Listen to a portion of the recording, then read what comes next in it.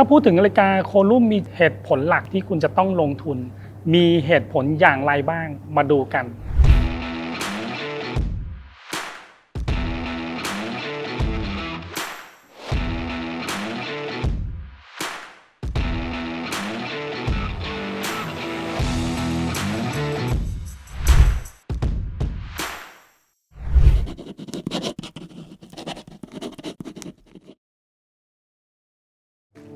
สวัสดีครับผมชื่อเล็กมโนนะครับถ้าพูดถึงนาฬิกาโคลุ่มเรือนเนี่ยในมือของผมเป็นเรือนหนึ่งที่ผมเพิ่งได้มานะครับภูมิใจนำเสนอมากเลยแล้วก็เป็นนาฬิกาที่เกี่ยวกับการลงทุนได้ด้วยแล้ววันนี้ผมอยู่กับสถานที่ใหม่แห่งนี้นะครับชื่อว่าโซลซอนะครับเป็นที่หนึ่งที่เป็น Art Space เป็นบรรยากาศแบบใหม่เลยนะครับที่สร้างศิลปินมากมายด้วยการที่คุณแหละจะเป็นคนหนึ่งนะครับถ้าคุณทำเพนติ้งได้คุณก็มาที่นี่ได้นะครับและถ้าคุณทำมันไม่ได้ก็เริ่มที่นี่ได้ด้วยเช่นกันนะครับอย่างไรก็ตามนะครับยังชวนติดตามให้มากดไลค์กด Subscribe ให้ผมก่อนนะครับนาฬิกาเราจะมีเหตุผลในการเลือกซื้อเนี่ยมีเหตุผลหลักๆมากมายนะครับแล้วก็ในหลายวิดีโอผมก็จะทำการพูดถึงเกี่ยวกับเรื่องของมูลค่าเรื่องของวิธีการลงทุนและหลักของนาฬิกาเราจำเป็นต้องดูด้วยกัน3อย่างไม่ว่าจะเป็นตัวเรือนกลไกและเรื่องของสายนาฬิกาบนข้อมือของผมเรือนนี้มันมาเต็มมากเลยไม่ว่าจะเป็นเรื่องของตัวเรือนที่เป็นโรสโกลด์แล้วก็ขนาดความใหญ่ก็จะเต็มข้อมือเนื่องจากว่ารุ่น Admiral ครับเป็นนาฬิกาที่เกี่ยวกับทางน้ำย้อนกลับไปในนาฬิกาของโคลุ่มก่อนนะครับแบรนด์โคลุ่มเนี่ยกำเนิดมาเมื่อไม่นานในปี 1955 นะครับถ้ายกตัวอย่างของนาฬิกาโคลุ่ม Admiral ครับมันเป็นนาฬิกาประเภทหนึ่งที่เกี่ยวกับทางน้ำเนื่องจากว่านาฬิกาโคลุ่มเนี่ยมีการนำสัญลักษณ์ของธงนะครับเดี๋ยวเรามาดูกันว่าแล้วเราจะดูนาฬิกาบนหน้าปัดเรือนนี้และตัวเรือนของเขารวมถึงสายเนี่ยเราจะต้องแบ่งแยกประเภทของเขาให้เห็นก่อนนะครับนาฬิกาเรือนนี้เป็นโคลุ่ม Admiral ครับในประเภทของตัวแกรนนะครับเนื่องจากว่าฟังก์ชันของเขาเป็นฟังก์ชันแบบจับเวลาและตัวเรือนของเขาเป็น Rose Gold ที่เป็น 18K Solid ความเป็นสปอร์ตของนาฬิการุ่นเนี่ยมีความหนาความเป็นสุภาพบุรุษแต่ว่า Admiral ครับเนี่ยที่จริงแล้วเขาให้ความใส่ใจในเรื่องของนาฬิกาที่อยู่บนข้อมือของสุภาพสตรีด้วยนะครับเพราะฉะนั้นถ้าเราย้อนกลับไปในจุดเริ่มต้นของรุ่น Admiral ครับก็ประมาณ50 กว่าปีแสดงว่าในการพัฒนาเรื่องเกี่ยวกับทางน้ำการให้สัญลักษณ์ของเรือธงการให้สัญลักษณ์ของกลไกที่เป็นเครื่องมือนักเดินเรือทะเลก็มีมาอย่างยาวนานและผมก็จะย้อนกลับไปอีกนิดหน่อยนาฬิกาโคลุ่มนะครับมีวิธีการออกแบบคือให้โลกของนาฬิกาแตกแขนงออกไปอย่างมากมายไม่ว่าจะเป็นกลุ่มของ Bubble กลุ่มของ Admiral ครับแบบนี้นะครับและก็ล่าสุดที่เราเห็นและก็สร้างความฮือฮามากๆคือเป็น Golden Bit เพราะฉะนั้น Golden Bit เนี่ยก็จะเป็นการแสดงถึงเทคโนโลยีมากมายไม่ว่านาฬิกาโคลุ่มนะครับจะมีการออกแบบกลไกไม่ว่าจะซับซ้อนมากมายแค่ไหนนะครับแต่สุดท้ายเนี่ยเขาก็จะมาจบในเรื่องของวิธีการออกแบบให้นาฬิกานั้นดูแบบเรียบง่ายมากที่สุดนะครับแต่ในความเรียบง่ายนั้นแฝงไปด้วยความหมายความเป็นแฟชั่นและทันสมัยด้วยนะครับโคลุ่มเรือนเนี่ยมีเหตุผลในหลักๆโดยการใช้วัสดุที่เป็นทองแต่ว่าเขาเอาทอง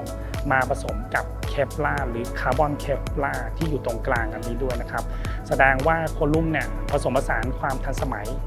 และผสมผสานกับความล้ำสมัยเข้ามาด้วยนะครับในรุ่นของ Admiral ครับผมจะเห็นว่ามันเป็นตัวแทนนาฬิกาที่เป็นการลงทุนได้ด้วยเช่นกันครับผมถึงบอกว่าถ้าคุณจะต้องเลือกลงทุนกับโคลุ่ม Admiral ครับก็จะเป็นหนึ่งในตระกูลนะครับที่คุณจะเลือกซื้อและเลือกลงทุนได้ครับเหตุผลข้อที่1คือการออกแบบที่โดดเด่นเราจะเห็นว่า Admiral ครับเนี่ยเขาจะใช้สัญลักษณ์ของความเป็นเหลี่ยมเข้ามามากถ้าเรานับเหลี่ยมบนหน้าปัดของเขาเนี่ยจะมีความเป็นเอกลักษณ์มากเลยนะครับย้อนกลับไปในนาฬิกาของแบรนด์ต่างๆหรือแม้แต่กระทั่งโคลุ่มเองก็ตามนะครับเขาให้ความสำคัญกับรูปทรงอย่างมากนะครับเพราะฉะนั้นเอกลักษณ์ของเขาโดดเด่นในเรื่องของรูปทรงที่มากเหลี่ยมในลำดับที่2ครับนาฬิกาเรือนนี้มีตราสัญลักษณ์ที่ปรากฏอยู่ให้เป็นเอกลักษณ์ของนาฬิการุ่น Admiral ครับคือมีสัญลักษณ์ธง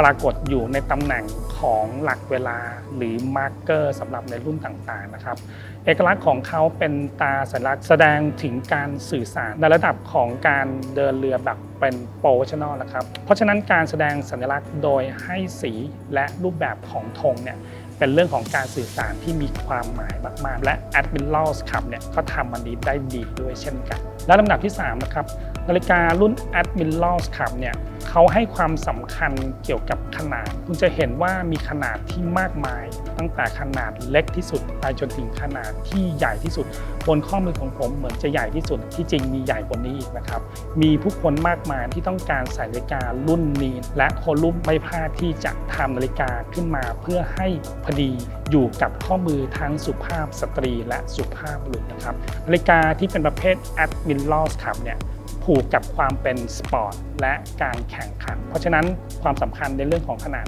เป็นเรื่องที่สำคัญที่สุดและ Admirals ครับทำมันนั้นได้ดีด้วยเช่นกันลำดับที่ 4 เราจะสังเกตนะครับว่า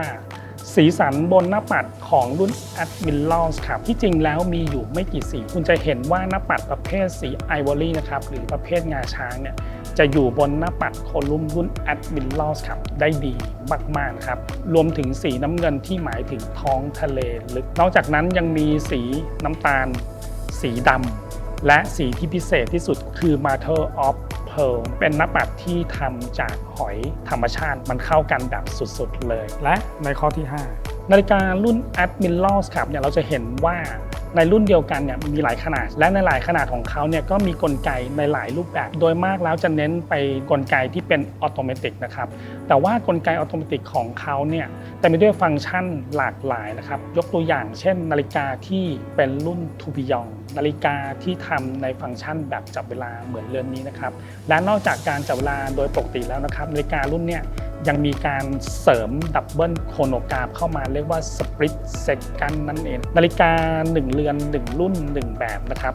บางยี่ห้อบางแบรนด์เนี่ยอาจจะมีฟังก์ชันที่เป็นแบบตายตัวแต่นาฬิกาใน1รุ่นคือรุ่น Admirals ครับเนี่ยเป็นนาฬิกาในรุ่นเดียวนะครับที่ให้ฟังก์ชันที่หลากหลายมากๆในรุ่นเดียวกันและในลำดับสุดท้ายนะครับอันนี้เป็นการสร้างแรงบันดาลใจให้กับผู้ที่สวมใส่นาฬิกาในรุ่นนี้เรียกว่าเป็นศูนย์กลางของจักรวาลการแข่งขันเรือใบนะครับการแข่งขันเรือใบเนี่ยเราเรียกกันว่า Admirals ครับในคำว่า Admiral ครับเนี่ยผู้คนจะนิยม